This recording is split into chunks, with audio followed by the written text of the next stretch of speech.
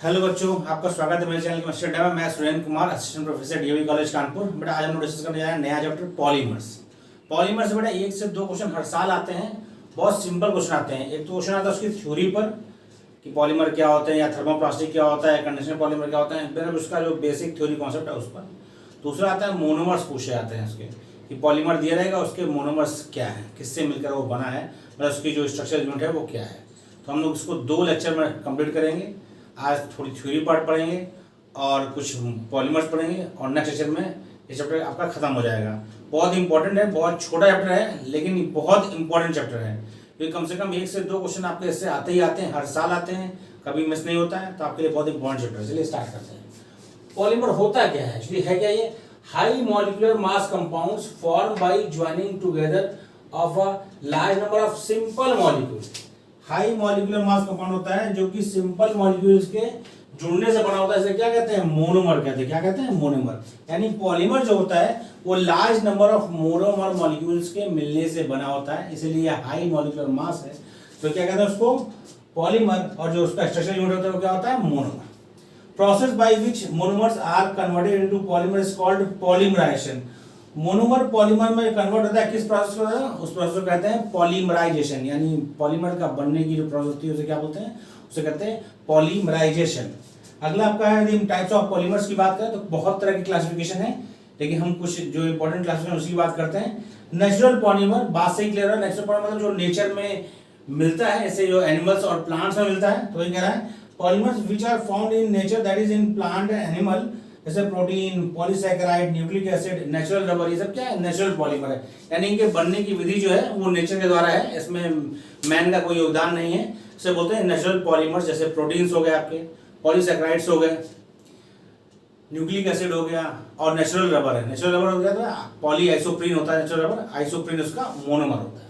आगे बात करते हैं सिंथेटिक पॉलीमर। सिंथेटिक पॉलीमर की बात करें तो सिंथेटिक पॉलीमर क्या होता है? ये मैन मेड पॉलीमर है, यानी आदमी द्वारा बनाया जाता है। यानी इसे मैन मेड पॉलीमर आदमी द्वारा बनाया जाता है। लेबोरेटरी में, फैक्ट्री में इसका प्रिपरेशन होता है, इसकी मैन्युफैक्चरिंग होती है। तो man made polymer which can be synthesized in laboratory and factory. तो हम लोग को डिस्कस यहाँ पर मैन मेड ही करना है, और बायोमोलिक्यूल्स में हम लोग डिस्कस करेंगे नेचुरल पॉलीमर्स के बारे में। लेकिन यहाँ जो पॉलीमर डिस्कस करेंगे वो ज्यादातर कौन डिस्कस करेंगे? यहाँ पर जो हम पॉलीमर डिस्कस करेंगे वो मैन मेड पॉलीमर डिस्कस करेंगे। और बायोमोलिक्यूल जो चैप्टर है, बायोमोलिक्यूल भी इज आल्सो पॉलीमर। वो क्या है? नेचुरल पॉलीमर्स है। दूसरा चैप्टर आपका यदि बात करें तो सिंथेटिक पॉलीमर के कौन से example? Polyethylene, nylon, Dacron, bakelite, PVC etcetera. बहुत लार्ज नंबर ऑफ पॉलीमर्स हैं जो मैन मेड है, उनका ह्यूमन लाइफ में बहुत यूज है। आगे बात करें एडिशन पॉलीमर। एडिशन पॉलीमर क्या है? जैसे नाम से लग रहा है, addition polymers are form by successive addition of monomer molecule. Successive addition of monomer molecules बनते हैं, लेकिन ध्यान रखिए विदाउट लॉस ऑफ, यह पॉइंट इंपॉर्टेंट है। एडिशन पॉलीमर में without loss of simple molecule like H2O, NH3 etcetera. यानी addition polymer में क्या होता है? मोनोमर मॉलिक्यूल्स आपस में जुड़ते हैं लेकिन किसी भी मॉलिक्यूल्स को लॉस नहीं करते। क्या नहीं करते? ऐसे वाटर हुआ, अमोनिया हुआ, ये मॉलिक्यूल्स एस्केप नहीं होता, निकलता नहीं, उसे कहते हैं एडिशन पॉलीमर। क्या कहते हैं? Addition polymer. जैसे polythene, polystyrene, PVC, Teflon, neoprene, ये सब क्या है? ये सब एडिशन पॉलीमर के एग्जांपल हैं। तो बेटा कॉपी कर लीजिए आप, फिर हम आगे बढ़े। स्क्रीनशॉट ले लीजिए, फिर कॉपी कर लीजिएगा।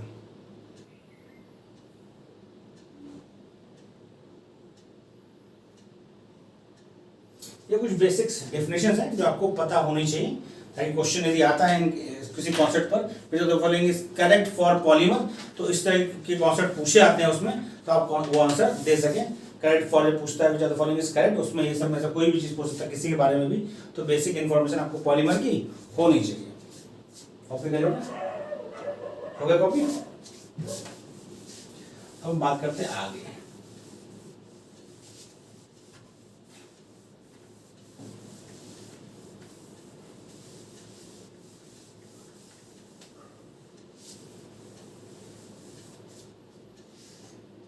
फिर बात की जाए कंडेंसेशन पॉलीमर।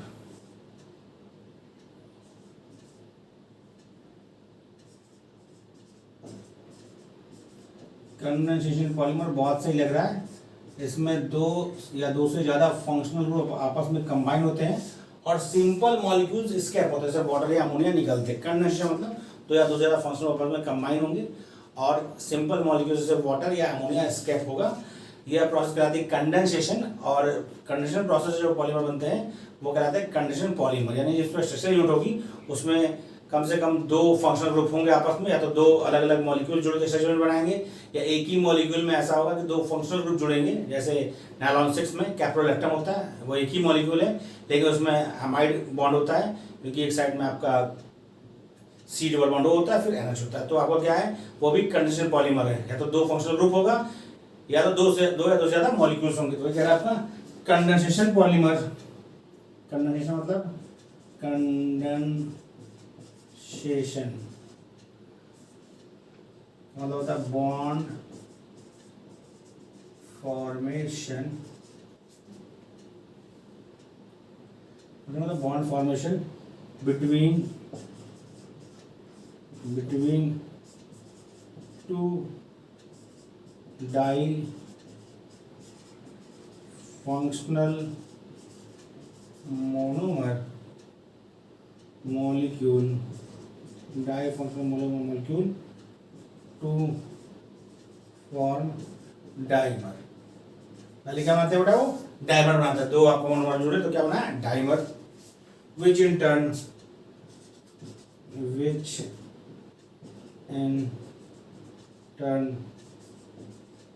Produce tetramer. भाई चार दो जुड़ेंगे तो डाइमर, जब दोनों आपस में जुड़ेंगे तो टेट्रामर, एंड सो ऑन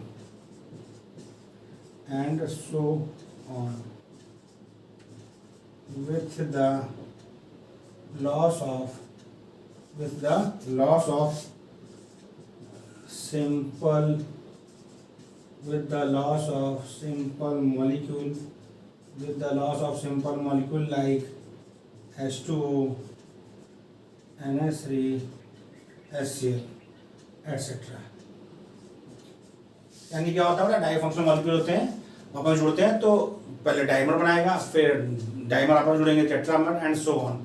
तो मॉलिक्यूल्स जो है आपस में जुड़ते हुए पॉलीमर्स का फॉर्मेशन करते हैं, और इस अभिक्रिया के दौरान, इस रिएक्शन के दौरान वो सिंपल मॉलिक्यूल रिलीज करते हैं, जैसे वाटर या NH3। तो वो कहलाएगा कंडेंसेशन पॉलीमर। क्या कहलाएगा, कंडेंसेशन पॉलीमर। जबकि एडिशन पॉलीमर में क्या था, सक्सेसिव एडिशन तो होता है लेकिन किसी भी सिंपल मॉलिक्यूल का लॉस नहीं होता है। तो एडिशन पॉलीमर, जब सिंपल मॉलिक्यूल का लॉस होगा सक्सेसिव एडिशन में, तो वो कहलाएगा कंडेंसेशन पॉलीमर। जैसे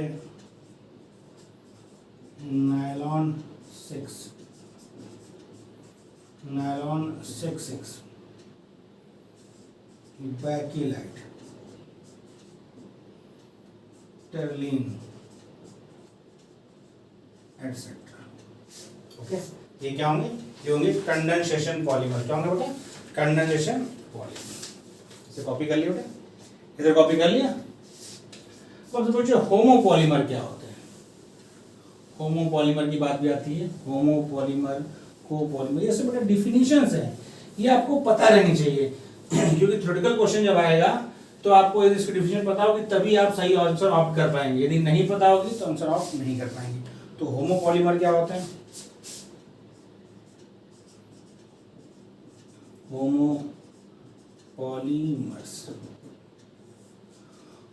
बहुत इसको रटना नहीं है, आपको इसका सिंपली नोट्स बनाना है और कई बार पढ़ना है। कई बार आप पढ़ेंगे, रटना आपको मोनोमर्स यूनिट है, ये आप कई बार पढ़ेंगे तो आपको क्या हो जाएगा, जब ऑप्शंस में आएगा कि which are the following correct, तो आप होमोपॉलीमर क्या होता है, कोपॉलीमर क्या होता है, एडिशन पॉलीमर क्या होता है, कंडीशनल पॉलीमर क्या होता है, ये आपने कई बार पढ़ रखा है, तो वहां पर आप सही ऑप्शन ऑप्ट कर सकते हैं।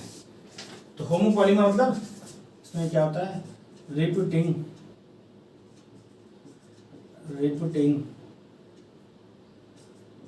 structural units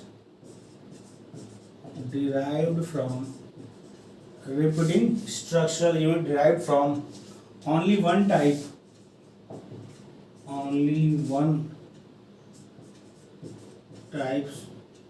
of monomer। यानी जो इसकी रिपीटिंग स्ट्रक्चर यूनिट होती है वह सिर्फ एक तरह के मोनोमर से बनी होती है। जिसकी रिपीटिंग स्ट्रक्चर यूनिट होगी वह सिर्फ एक तरह के मोनोमर से बनी होगी, तो वह कहलाएगा होमोपॉलीमर। क्या कहलाएगा, होमोपॉलीमर। और अगला बड़ा क्या है, कोपॉलीमर। कोपॉलीमर्स किसे कहेंगे, इसमें होता है repeating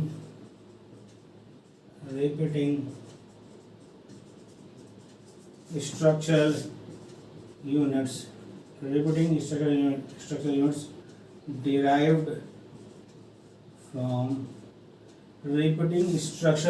derived from two or more than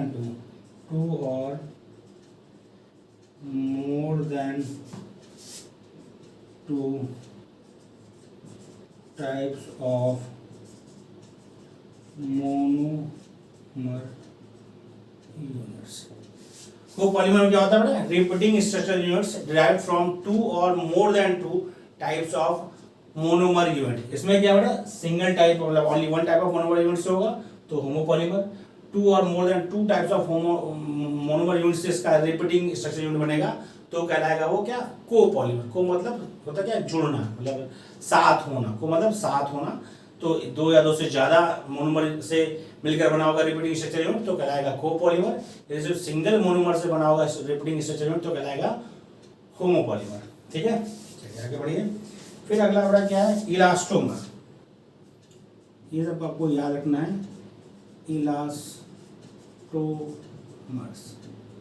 elastomer क्या होता है बेटा?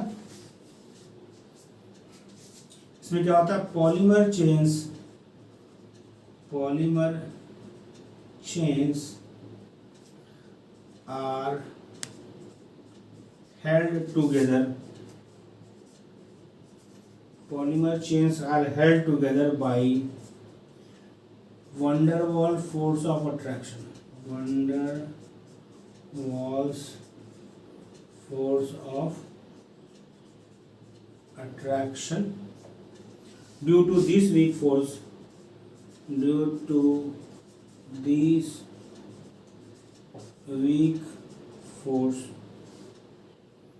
polymer chain can be stretched. Polymer chain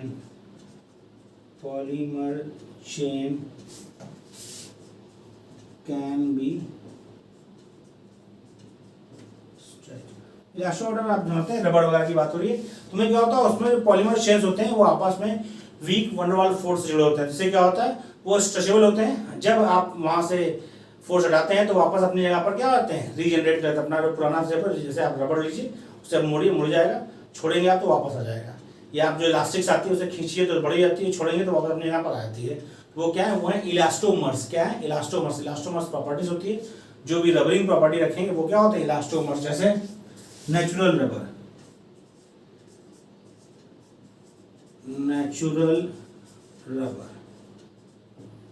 या स्टाइरिन ब्यूटाडाइन रबर.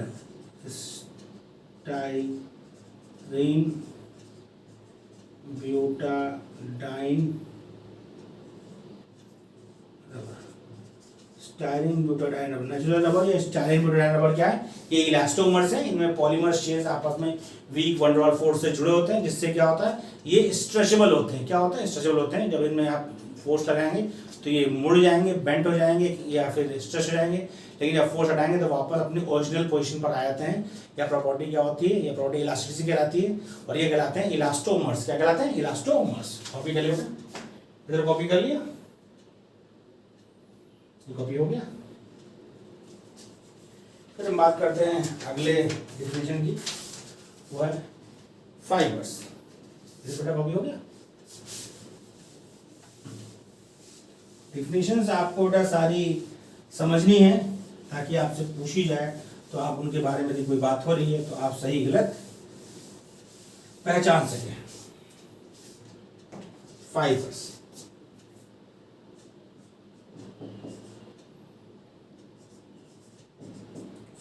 ये क्या है? पॉलीमर चेन्स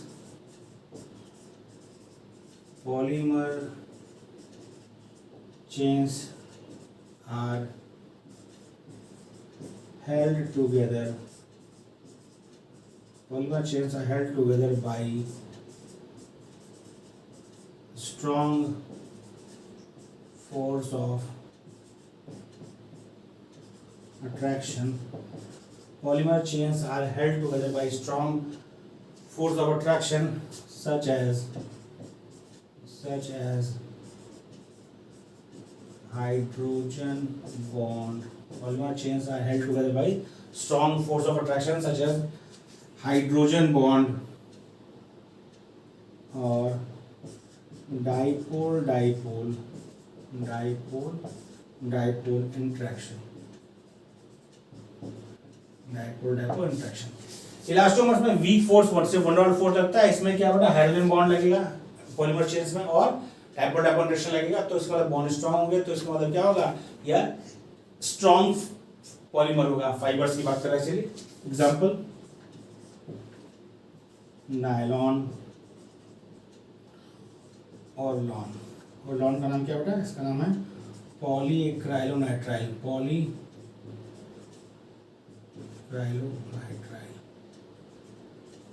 और लॉन इसका कॉमर्शियल नेम है, Orlon polyacrylonitrile is a chemical name. Next आपका है thermoplastic polymer.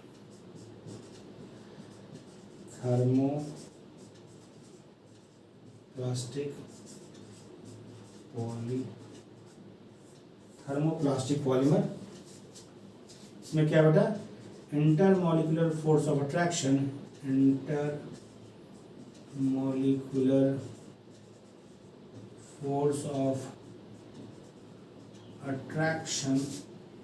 are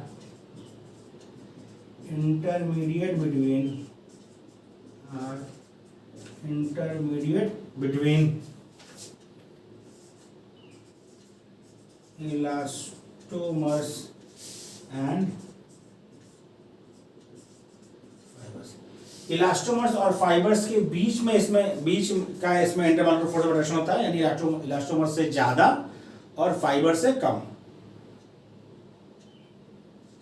thermoplastic polymers में जो पॉलीमर्स के बीच पॉलीमर चेन्स के बीच में इंटरमॉलिक्यूलर फोर्स ऑफ अट्रैक्शन होता है, वह इलास्टोमर से ज्यादा होता है और फाइबर से कम होता है। इससे क्या हुआ बेटा, और प्रॉपर्टी क्या, इधर कॉपी कर लिया पॉलीमर, इधर कॉपी हो गया। इसका मतलब they are easily moulded, they are easily moulded.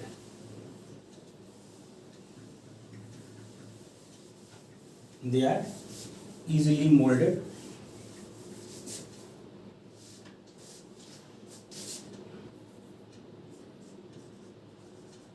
These can be easily molded, मतलब उसको डिफरेंट फॉर्म में चेंज करते हैं by heating.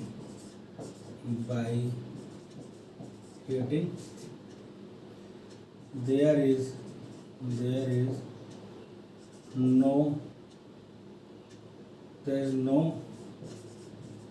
cross linking of chain, hence they are reuse,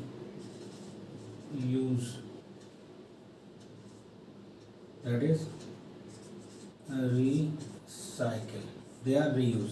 यानी थर्मोप्लास्टिक जो होता है बेटा वह रिसाइकिल पॉलीमर, ये ध्यान रखिए आप, क्योंकि इसका भी अब हम थर्मोसेटिंग बताएंगे। थर्मोसेटिंग जो होता है वो रीयूजेबल नहीं है, लेकिन थर्मोप्लास्टिक पॉलीमर रीयूजेबल है। क्यों ऐसा होता है बेटा, क्योंकि ये क्रॉस लिंकिंग नहीं बनाता है। क्रॉस लिंकिंग नहीं बनाएगा तो क्या है, इसमें भी संभावना रहती है बार बार रीयूज होने की। ये ध्यान रखिए, क्रॉस लिंकिंग नहीं फॉर्म होगी। देयर इज नो लिखा है, there is no cross linking in chain, cross linking नहीं होगा तो यह रिसाइकेबल या रीयूजेबल है थर्मोप्लास्टिक पॉलीमर। एग्जांपल देखिए क्या है, एग्जांपल है आपका polythene, polypropylene,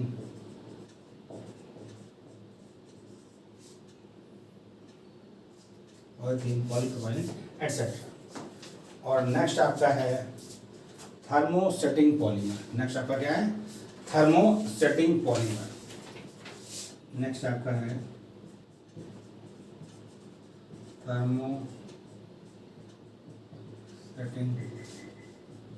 polymers. Thermosetting polymers में क्या होता है,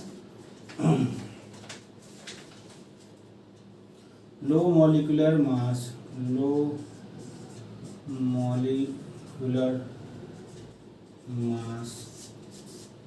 सेमी फ्लूइड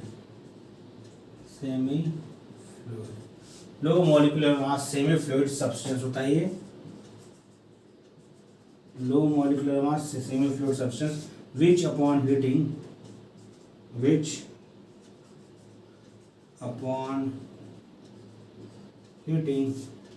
undergo extensive, मतलब बहुत ज़्यादा extensive cross linking, which upon heating undergo extensive cross linking to give hard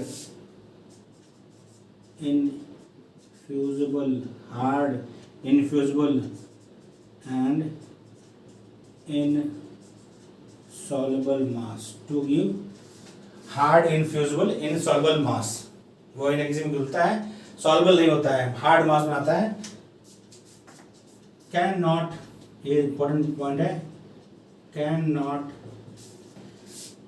B रीवर्क्ड, यानी क्या है, दैट इज नॉट रिसाइकिल। इसका दोबारा यूज नहीं करते सर, थर्मोसेटिंग पॉलीमर जो होते हैं एक बार पॉलीमराइज हो गए तो इनको दोबारा हम as a crude material use नहीं कर सकते, इसके बाद दोबारा ये किसी काम के नहीं है, ये फिर डंप होते हैं, ये आपका कूड़े कचरे के रूप में यूज होते हैं, डंपिंग में यूज होते हैं, इनका दोबारा हम यूज नहीं कर सकते थर्मोसेटिंग पॉलीमर, क्योंकि क्रॉस लिंकिंग होती है, एक्सटेंसिव क्रॉस लिंकिंग होती है, तो ये दोबारा रीयूजेबल नहीं होते। जबकि थर्मोप्लास्टिक पॉलीमर्स क्या है, इसमें क्रॉस लिंकिंग नहीं होती है, तो ये रीयूजेबल होते हैं, कई बार यूज होते हैं। यदि आप देखेंगे कोई भी प्लास्टिक आर्टिकल आपके घर में आता है, मान लिया आपके घर में लाइजॉल की बोतल, डिटॉल की बोतल आती है, या शैम्पू ही आप लाते हैं, उसमें देखेंगे आप एक जगह पर आपका ऐसे बना रहता है,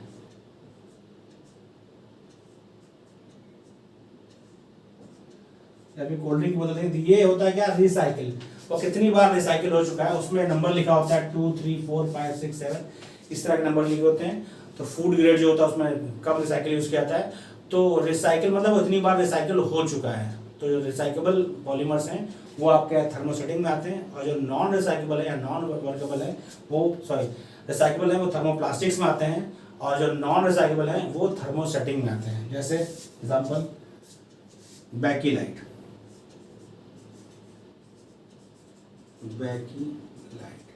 या urea formaldehyde resin, Bakelite urea formaldehyde resin. ठीक, कॉपी कर लिया बेटा। फिर हम लोग स्टार्ट करते हैं पॉलीमर्स पढ़ना, उसके मोनोमर्स सीखना, उसके यूजेस, थोड़ा बहुत यूजेस भी रहते हैं, क्योंकि यूजेस पर भी क्वेश्चन आते हैं, यूजेस तो क्वेश्चन कम आते हैं, लेकिन कॉमन यूजेस जो है वो आपको पता रहना चाहिए ताकि आप कर सके। कॉपी कर लिए।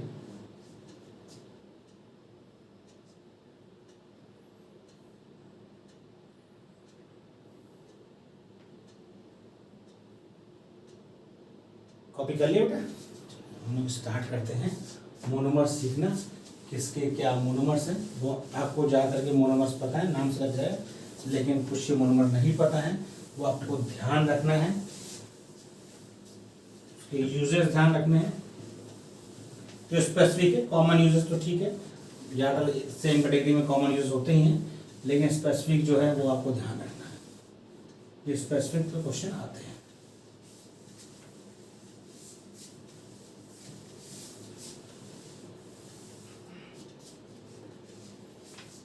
आपका पॉलीमर है, हम डायरेक्ट लिख रहे हैं एक साथ, पॉलीथीन या पॉलीएथिलीन, पॉलीथीन या पॉलीथीन नाम से आपको लग रहा है पॉलीथीन या पॉलीथीन। इसका मोनोमर क्या होगा, मोनोमर होगा इसका एथिलीन, मोनोमर क्या होगा, एथिलीन, मोनोमर क्या होगा, एथिलीन। दो तरह का पॉलीथीन बनता है, ध्यान रखिए, मैं इधर लिख रहा हूँ। एक आपका होता है LDPE, इस पर क्वेश्चन आ सकता है। ये होता है, इसको बोलते हैं लो डेंसिटी पॉलीथिलीन। क्या बोलते हैं बेटा, लो डेंसिटी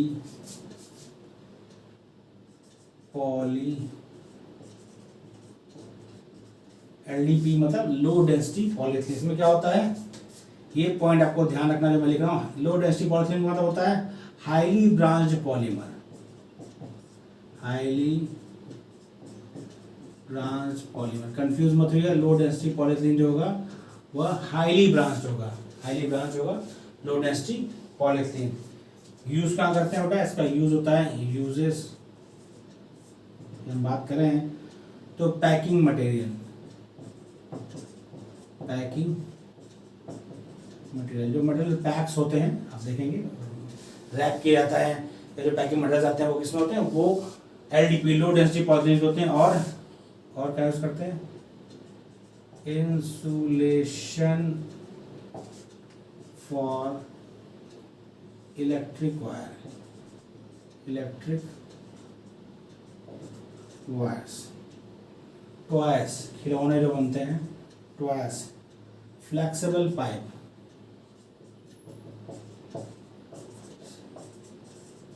फ्लेक्सिबल पाइप, इन सब में लो डेंसिटी पॉलीथिलीन का यूज होता है। और दूसरा आता है हाई डेंसिटी पॉलीथिलीन, यानी HDP, ध्यान रखिए। लो डेंसिटी पॉलीथिलीन मतलब हाईली ब्रांच पॉलीमर, और HDP मतलब high density polyethylene, high density polyethylene.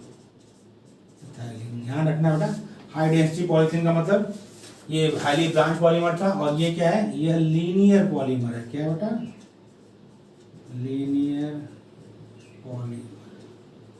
High density polythene क्या होता है, लीनियर पॉलीमर। और क्या इसमें क्या है, इसमें और प्रॉपर्टी क्या है, greater toughness, greater toughness and tensile strength, greater toughness and tensile strength. LDP highly branch LDP low density polyethylene मतलब highly branch polyethylene, HDP high density polyethylene मतलब linear polymer है, highly वो greater toughness है, ज़्यादा tight होता है, और tensile strength क्या होती है, ज़्यादा होती है। क्या बनाते हैं इसको, यूजेस कहाँ यूज करते हैं बेटा, कंटेनर बनाने में, किसमें, कंटेनर्स बनाने में, हाउस वेयर में, पाइप्स में, बॉटल्स में बनाने में, ठीक है।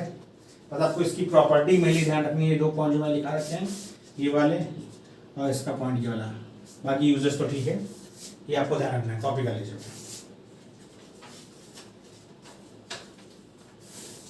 कॉपी कर लीजिए।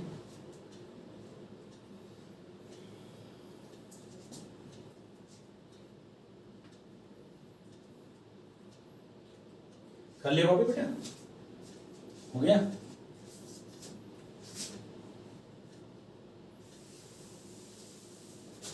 अब हम बात करते हैं अगले पॉलीमर की। नेक्स्ट हमारा पॉलीमर है पॉलीप्रोपाइलीन। ये सब बड़ा सिंपल पॉलीमर्स हैं, इनमें आपको मोनोमर यूनिट नहीं पूछता है, जो प्रॉपर्टी हम बता रहे हैं उस पर क्वेश्चन आता है, तो मोनोमर यूनिट आपको पता ही रहेगा, पॉलीथिलीन है तो एथिलीन होगा।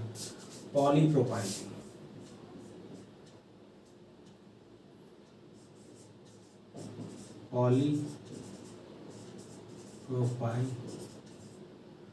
पॉलीप्रोपाइलीन की बात की जाए, मोनोमर इसका क्या होगा, CH डबल बॉन्ड CH2, ये इसका होता है मोनोमर। क्या होता है इसका मोनोमर। अब इसमें पॉइंट्स के आपको ध्यान रखने हैं,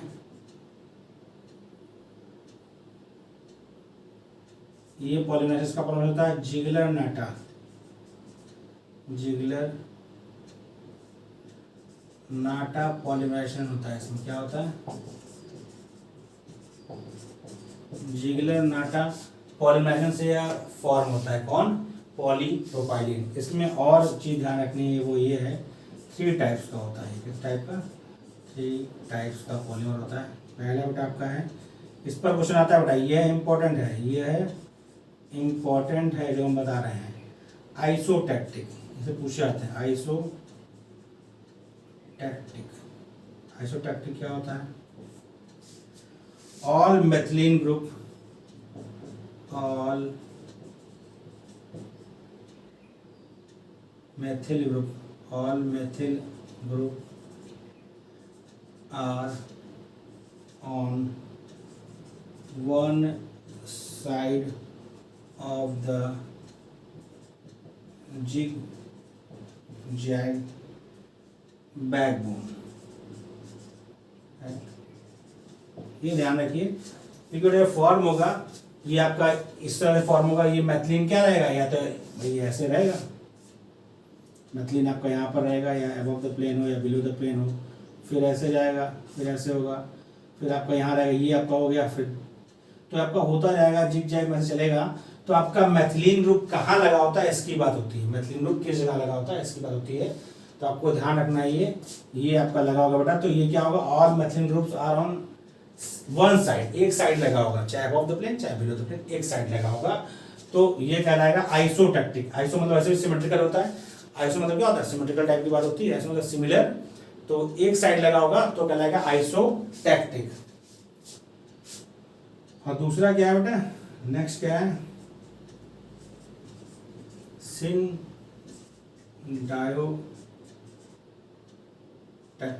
ये टर्म्स का आपका मतलब पता होना चाहिए, इसमें मैथिलीन की क्या कंडीशन है। सिनडायोटैक्टिक में क्या होता है, मैथिल ग्रुप की पोजीशन के बारे में बताता है ये। आइसोटैक्टिक, सिनडायोटैक्टिक, फिर एटैक्टिक। तो जिससे आपको ध्यान रखना है, Maithil group alternating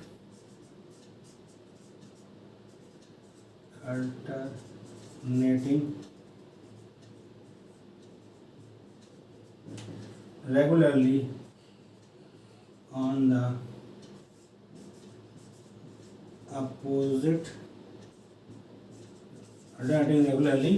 opposite sides of zigzag backbone। zigzag backbone के क्या होते हैं, अपोजिट साइड में अल्टरनेटिंग, मतलब एक बार अबव द प्लेन, एक बार बिलो द प्लेन, एक बार अबव द प्लेन, एक बार बिलो द प्लेन, एक बार अबव द प्लेन, एक बार बिलो द प्लेन। इसमें क्या है, सेम साइड, या सारे अबव द प्लेन होंगे या सारे बिलो द प्लेन होंगे। इसमें क्या है, एक अबव द प्लेन, एक बिलो द प्लेन, एक अबव द प्लेन, एक below the plane, alternating position होगा। और अगला क्या है बेटा, एटैक्टिक। नेक्स्ट आपका है एटैक्टिक, बहुत इंपॉर्टेंट है तीनों चीज, आइसोटैक्टिक, सिनडायोटैक्टिक, एटैक्टिक। इसका पता होना चाहिए। आइसोटैक्टिक मतलब all methyl groups are on same side, syndiotactic मतलब अल्टरनेटिंग होगा, और एटैक्टिक मतलब methyl group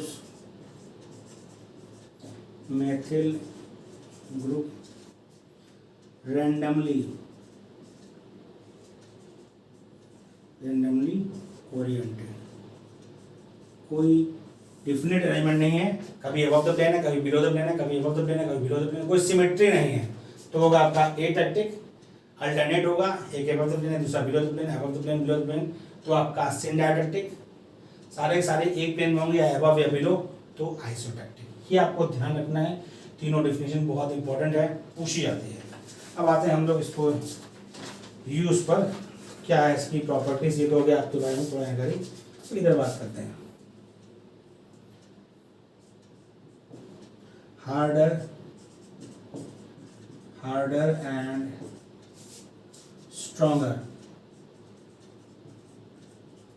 stronger than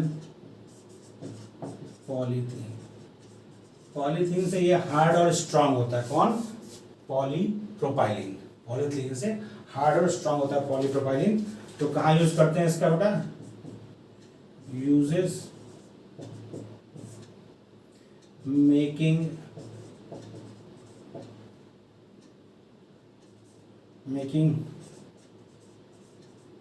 liners for bag के जो कॉर्नर पर लाइंस होती है, लाइनिंग लगती है, ताकि उस पर डैमेज ना हो, साइड में उसको कहीं फटे ना, उसकी लाइनिंग में यूज करते हैं बैग्स।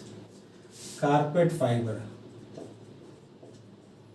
जो चटाई वगैरह घरों में होती है वो क्या होती हैं, तो पॉलीप्रोपाइलिन से बनी होती हैं। रोप्स, रस्सियाँ जो बेटा प्लास्टिक्स की आती है मार्केट में। और ऑटोमोटिव मोल्डिंग्स,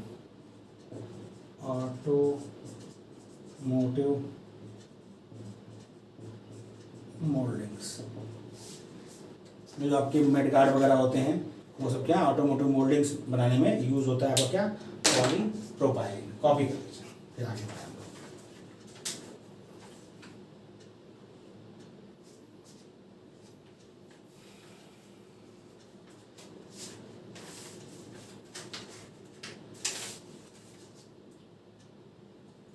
कॉपी कर लीजिए।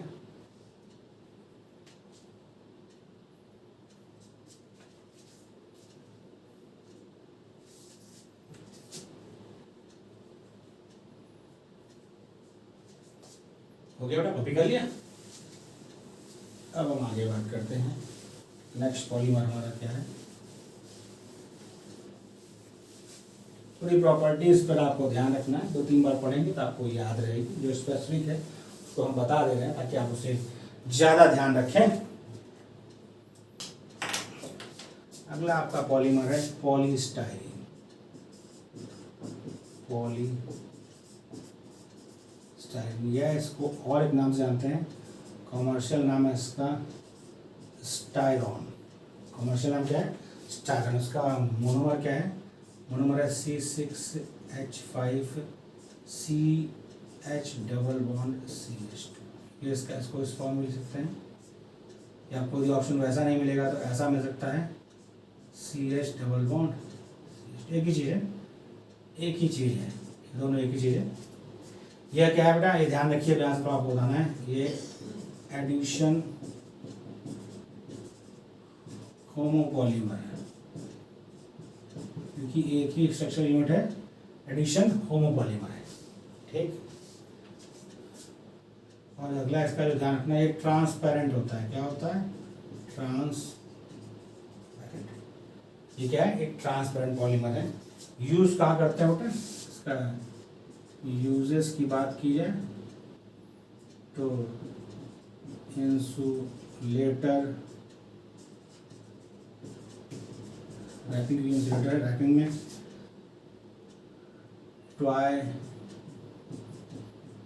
टॉयज बनाने में, radio and television bodies. Radio television की बॉडीज बनाने में जो उसका कैबिनेट होता है उसके बनाने में पॉलीस्टाइरीन का यूज होता है। ये आपको ध्यान रखना है। Polystyrene example of addition homopolymer, या ट्रांसपेरेंट होता है। अगला आपका पॉलीमर है नियोप्रीन। ध्यान रखिए, नियोप्रीन इंपॉर्टेंट है क्योंकि नाम से आपको पॉलीमर, इसे पॉलीस्टाइरीन मतलब स्टाइरीन इसका मोनोमर होगा, लेकिन नियोप्रीन में आपको ध्यान नहीं आएगा, तो समझिए ध्यान से। इसका जो मोनोमर होता है उसका स्ट्रक्चर पहले देखिए, CH2 double bond CH single bond CCl double bond CH2। ये इधर भी लिख सकता है CH2CCl single bond CH double bond CH2। इसको कहते हैं, इसका नाम क्या है? कमर्शियल नेम इसका क्लोरोप्रीन।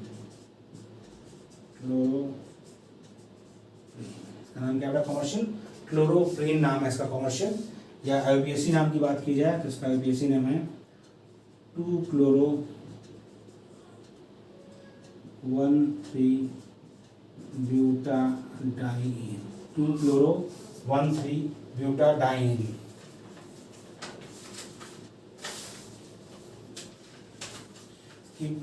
और क्या इसकी प्रॉपर्टीज है? इसकी प्रॉपर्टीज है रबर लाइक। ये क्या होता है बेटा? नियोप्रीन रबर लाइक पॉलीमर है, रबर लाइक।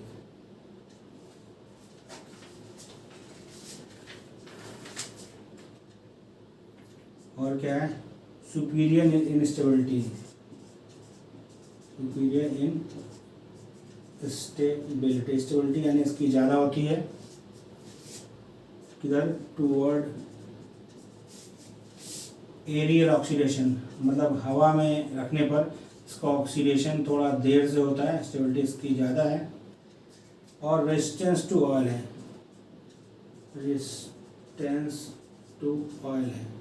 ऑयल से क्या होता है? रेजिस्टेंस होता है। ठीक। यूज कहाँ करते हैं? यूजर्स की बात करें तो जहाँ भी आपका इलास्टिसिटी की जरूरत पड़ेगी वहाँ से यूज़ करेंगे कि इसका ऑक्सीडेशन नहीं होता है, गैसोलीन या ऑयल से रिएक्शन नहीं करता है, तो जहाँ पे इसको तो आपको इलास्टिसिटी यूज होगी वहाँ आप करेंगे। कहाँ पर होता है यूज करते हैं? Conveyor belts.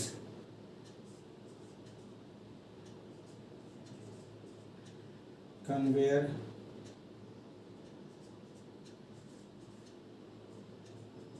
आपने देखा होगा जनरेटर वगैरह में एक बेल्ट लगी होती है, या फिर जो भी इंजन चलते हैं या कोई भी चलता है तो आपने देखा बेल्ट ब्लैक कलर की बेल्ट रहती है जो मूव करती है दो रोटेटर को, उसे बोलते हैं कन्वेयर बेल्ट। कन्वेयर बेल्ट किसकी बनी होती है? कन्वेयर बेल्ट बनी होती है नियोप्रीन की। किसकी बनी होती है?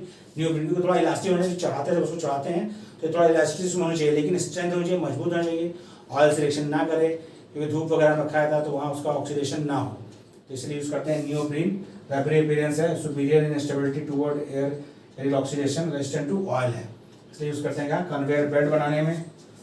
शू हिल में, जूतों की हिल में यूज करते हैं। और स्टॉपर्स, जो दरवाजों में स्टॉपर्स लगे होते हैं, जैसे आप देखेंगे आप लगा दीजिए तो गेट आपका आगे नहीं बढ़ता है, तो स्टॉपर्स जो लगे होते हैं वो ब्लैक कलर के देखा होगा तो उसके नियोप्रीन के बने होते हैं, तो वहाँ यूज करते हैं। तो ध्यान रखना आपको उसको। ये अभी क्या है? एक एडिशन होमोपॉलीमर है। क्या है बेटा ये चीज आपको समझना है कि किस कैटेगरी में है। एडिशन होमोपॉलीमर उतार लीजिए, कॉपी कर लीजिए, सॉरी कॉपी कर लीजिए, फिर आगे बढ़े लोग, ऐसे कॉपी कर लीजिए।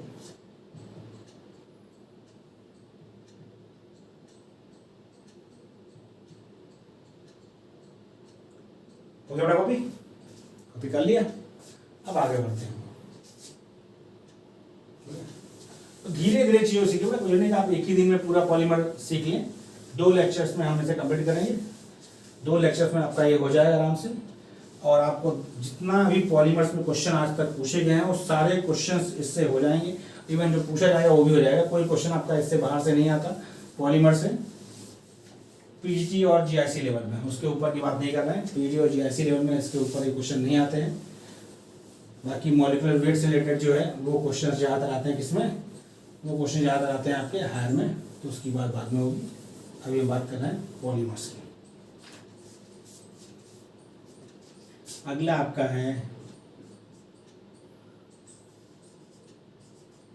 Buna S. बूना एस ये आपका कॉमर्शियल नेम है, इसका वैसे नाम क्या है? Styrene butadiene rubber.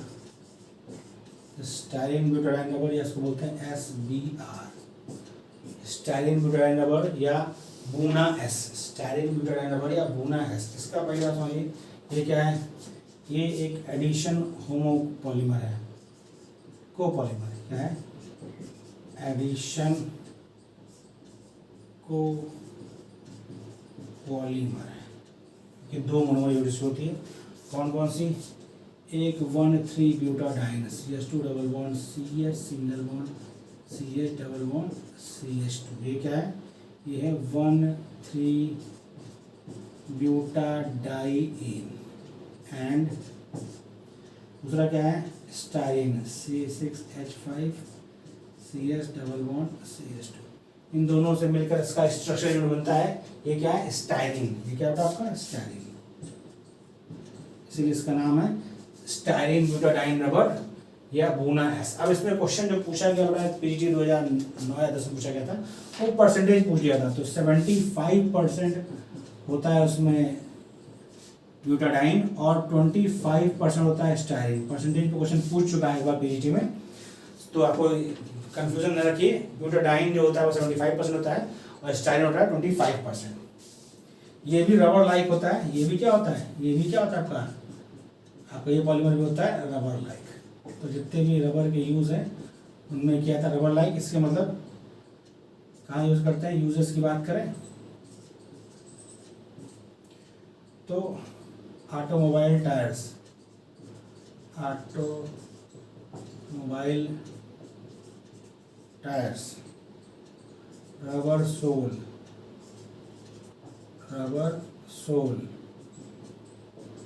और वाटरप्रूफ शूज, वाटरप्रूफ शूज बनाने में इसका यूज करते हैं। किसका? Buna S styrene butadiene rubber, rubber like appearance होता है, इसलिए ऑटोमोबाइल टायर्स में, रबर सोल में या वाटरप्रूफ शूज बनाने में यूज करते हैं हम लोग butadiene styrene rubber, styrene butadiene rubber या बूना एस का। अगला आपका क्या होता है, नेक्स्ट पॉलीमर आपका है बूना एन, बूना एन या इसको बोलते हैं नाइट्राइल रबर, क्या बोलते हैं बेटा, नाइट्राइल रबर। यह भी आपका है एडिशन को पॉलीमर, क्या बेटा है आपका एडिशन को पॉलीमर, क्योंकि आपसे पूछ सकता है कौन सा आपका कंडीशन है, कौन सा एडिशन है, कौन सा को पॉलीमर, कौन सा होम पॉलीमर, पहचानना जरूरी है। बूना एन या नाइट्राइल रबर क्या है, ये आपका होता है एडिशन को पॉलीमर, यानी दो मोनोमर्स को से मिलकर बना होगा स्ट्रक्चर यूनिट इसका। एक आपका होता है ब्यूटाडाइन, एक क्या होता है 1,3 ब्यूटाडाइन, ब्यूटाडाइन, और अगला होता है acrylonitrile, CH2 double bond CH-CN, इसको बोलते हैं एक्राइलोनाइट्राइल, एक्राइलोनाइट्राइल। यह क्या है, एक एडिशन को पॉलीमर है, दो मोनोमर से मिलकर इसका रिपीटिंग स्ट्रक्चर यूनिट बना होता है, किससे किससे 1,3 ब्यूटाडाइन से और एक्राइलोनाइट्राइल से मिलकर बना होता है। यह भी रबर लाइक होता है, यह भी क्या होता है रबर लाइक होता है। कहाँ यूज करते हैं, यूजेस कहाँ करते हैं, making adhesive, making adhesives, oil seal, oil seals बनाने में, और टैंक लाइनिंग, तो ऑयल टैंक होते हैं बेटा उनकी लाइनिंग बनाने में यूज करते हैं किसका, बूना एन या नाइट्राइल रबर का। ठीक है, कॉपी कर लीजिए।